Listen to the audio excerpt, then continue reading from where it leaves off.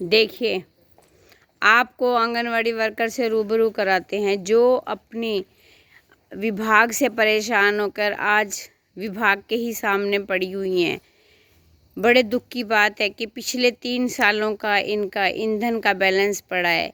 ये सारी बहनें इसलिए आज यहाँ पर हैं क्योंकि पिछले साल भी इनके साथ यही हाल हुआ था। सारी दिवाली काली मनाई गई थी।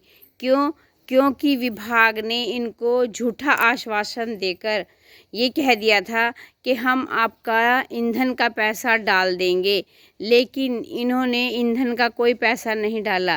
और हमारी जो एकल बहनें हैं उन्होंने बड़ी मुश्किल से दिवाली मनाई थी, उनके पास खाने के लिए पैसे भी नहीं थे।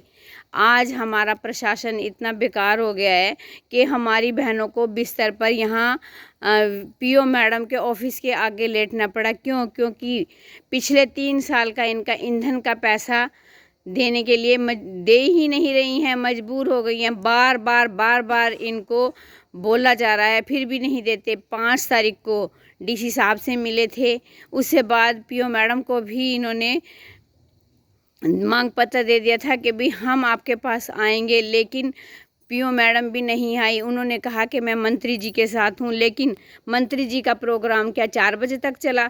4 बजे के बाद भी वो अपनी वर्कर से मिलने नहीं आ सकी। कितने दुख की बात है कि भाई हमारा प्रशासन इतना ढीला है। हमारे जो ज़िले के मुखिया हैं डीसी साहब, उनको भी आंगनवाड़ी वर्कर की कोई सुध नहीं आई। देखो, आज तक इससे पहले कभी इस तरह की कोई वारदात नहीं हुई है। पहली बार ऐसे हुआ है कि त्योहारों के दिनों पे आंगनवाड़ी वर्कर को सड़कों पर लेटना पड़ा।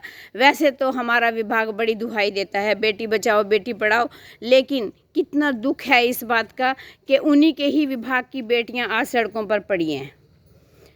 अगर ऐसा ना होता तो ये अपने घरों में होती, सभी अच्छी फैमिली की हैं, लेकिन ना तो हमारे विभाग की इतनी सुध भी नहीं थी कि हमारी जो CDPOs मैडम थी भी अगर वो भी रात एक बार यहाँ काट के देखते तो वो सारा विभाग हमारा ताला लगा के चला गया। लेकिन ऐसा नहीं सोचा कि हम भी अपनी वर्कर के साथ यहाँ पर बैठें।